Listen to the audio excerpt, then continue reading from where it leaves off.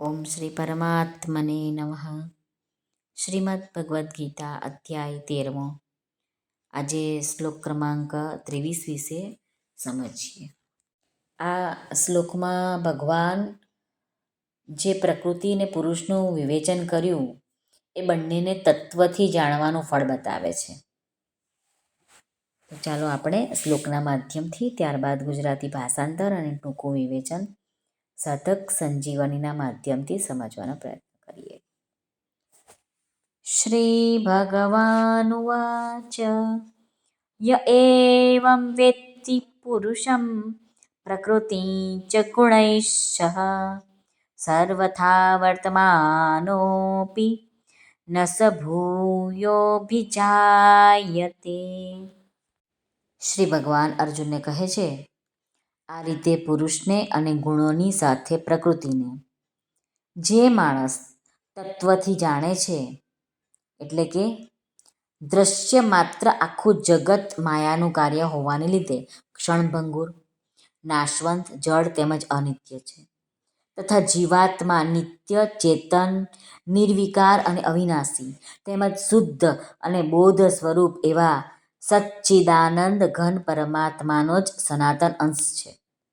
આવું સમજીને બધાય માયિક પદાર્થોના સંગને સર્વ રીતે છોડીને પરમ પુરુષ પરમાત્મામાં જ એકાત્મ ભાવે નિત્ય સ્થિત રહેવું, એનું નામ પરમેશ્વરને તત્વથી જાણવા એમ કહેવાય છે.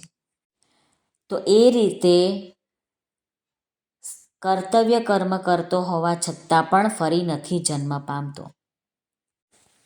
ય એવં વેત્તિ પુરુષં પ્રકૃતિં ચ ગુણૈઃ.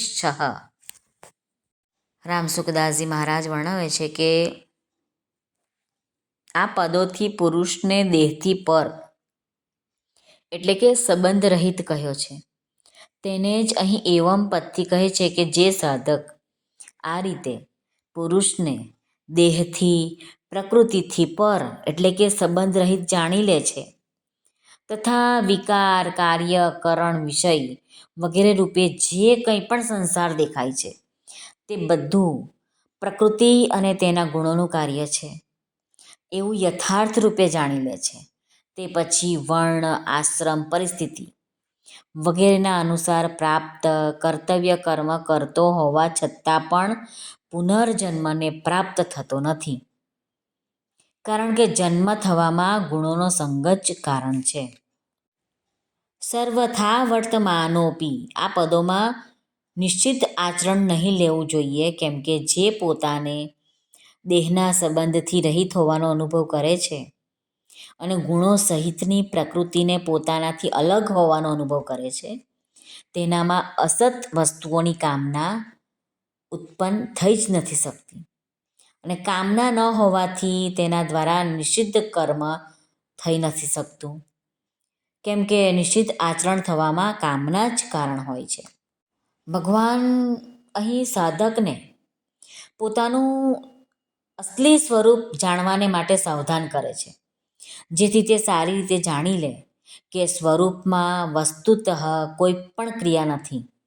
આથી તે કોઈ પણ ક્રિયાનો કરતા નથી અને કરતા ન હોવાને કારણે તે ભોગતા પણ નથી. સાધક જ્યારે પોતાની જાતને અકર્તા જાણી લે ને ત્યારે તેનું કર્તાપણું નષ્ટ થઈ જાય છે, એનું અભિમાન નષ્ટ થઈ જાય છે અને તેનામાં ક્રિયાની ફળાશક્તિ પણ રહેતી નથી. કંઈ પણ ક્રિયા કરી હોય એનું ફળ એને જોઈતું નથી હોતું. તો પણ એ શાસ્ત્રવિહિત ક્રિયાઓ તો આપમેળે થતી જ રહે છે, કરે જ છે, અને ગુણાતીત હોવાને કારણે તે પુનર્જન્મને પ્રાપ્ત કરતો નથી. ભગવાનના શરણમાં રહી જાય છે, ભગવાનની સેવામાં રહી જાય છે. શ્રી કૃષ્ણાર્પણમસ્તુ. સર્વને ભાવથી જય શ્રી કૃષ્ણ. રાધે રાધે. હરિઓમ તત્સત. જય ગુરુદેવ દત્ત. જય સ્વામિનારાયણ. જય માતાજી. નમઃ પાર્વતે પતે. હર હર મહાદેવ. હર સિદ્ધેશ્વર મહાદેવની જય. આજના આનંદની જય.